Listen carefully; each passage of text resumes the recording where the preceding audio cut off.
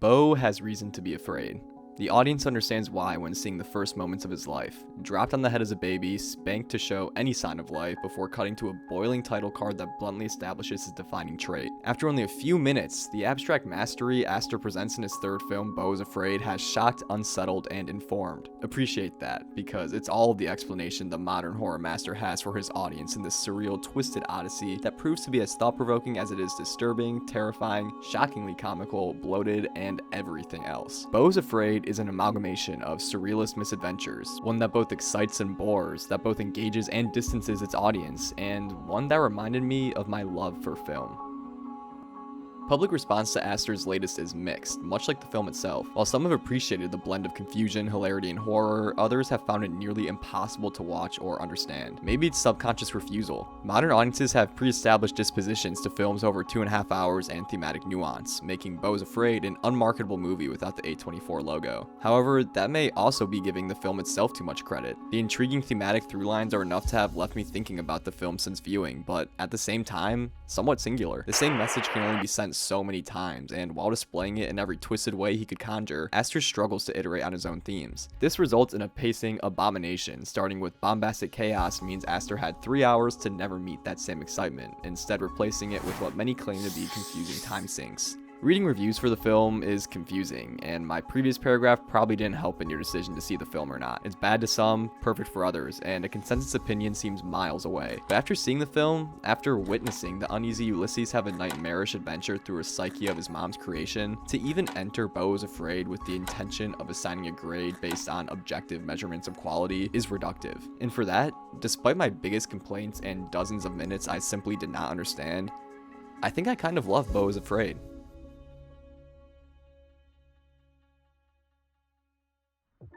It was around halfway through the movie when I took notice. Behind the fear I felt, the absorbing atmosphere I was lost in, and the resulting confusion incited by well-timed jokes, I was thinking. I found myself deep within the film's grasp. Just as Beau was trapped in his own psychological nightmare, Aster captured my attention and cradled it for the whole 3 hours. The themes are consistent with Aster's previous works.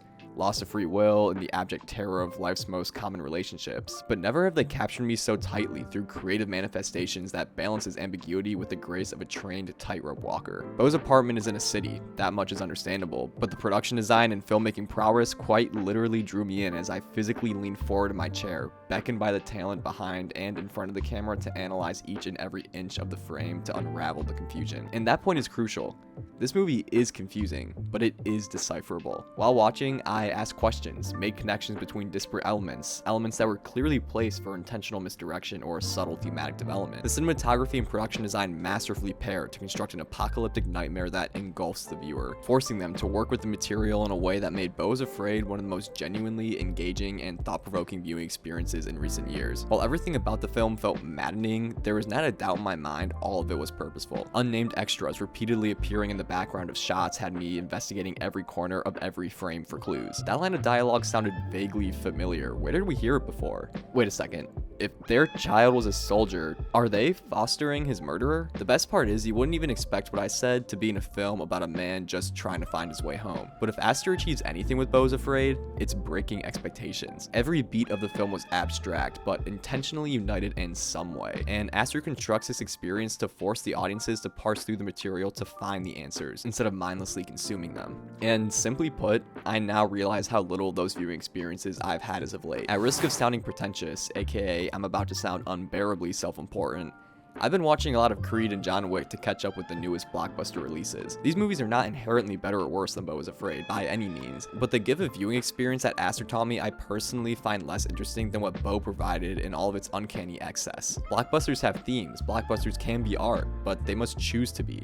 And Ari Aster chose to make a film he knew audiences would not easily accept, understand, or maybe even enjoy. And that's why I enjoyed it so much. Beau is not trying to be good or bad, clearly, as if Aster cared about other people's opinions, he would have made a film much less damning of his own psyche. Seriously, this guy probably needs some help. Instead, I found Beau to be doing what I believe films should: explore and challenge. An action-packed blockbuster may make for an entertaining 2 hours, but also a forgetful 2 hours. Meanwhile, Beau has occupied my mind for days after viewing precisely because I was not given the answers.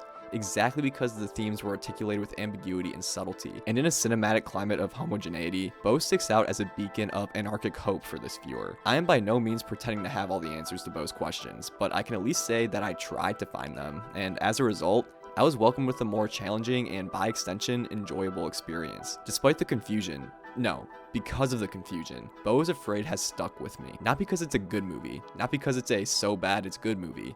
In fact, quality holds no place in discussing Beau is Afraid. Labeling a film as abstract and daring as Beau as bad would only stunt the production of truly creative and exploratory film, and frankly, be missing the forest for the trees. Focusing on the film's quality in accordance to westernized storytelling rules and foundations instead of the themes completely dismisses the film's intention. Aster came here to present his ideas through his own original creation, regardless of critic and consumer consensus. And again, in a cinematic climate where corporate whims dominate artistic desire, I couldn't be happier with the messy, confusing, and challenging film Aster created. Again, Beau isn't good, Beau isn't bad.